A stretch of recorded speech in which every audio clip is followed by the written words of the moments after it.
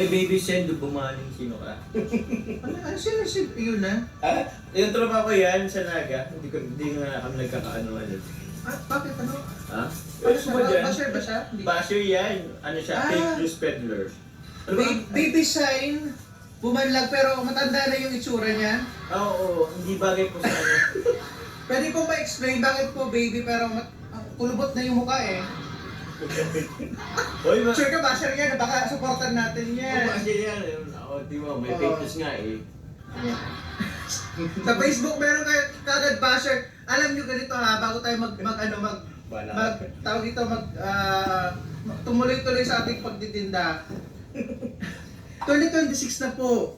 Interview niya lang si Kajun. 2026 na. So, lalo na sa mga gurang. Matuto na po kayong magbago. Kailan pa kayo magbabago pag patay na kayo? Uy, gamit ka.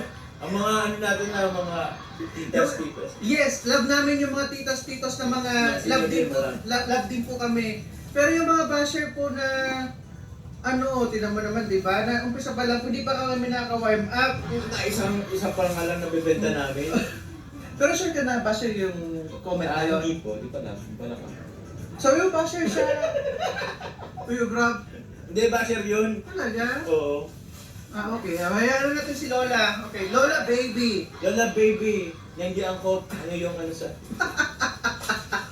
2026 naman na po, Oo, no? mabago na po yung mga gurang na basher ha. Oo. Please. Please, malapit na yung katapusan nyo. So dapat maging mabait. This is probably speaking tayo, di ba may hanggang na lang yung mga bata nga, di ba ang daming mga bata ngayon na namamatay. Who knows? Hindi natin, ako for example, hindi ko po alam kung hanggang saan yung buhay ko kasi syempre we have Oo. yung sakit, Timeline, oo. aksidente, Oo.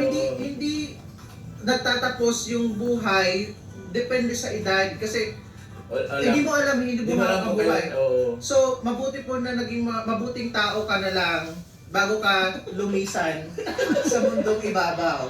Gabi naman.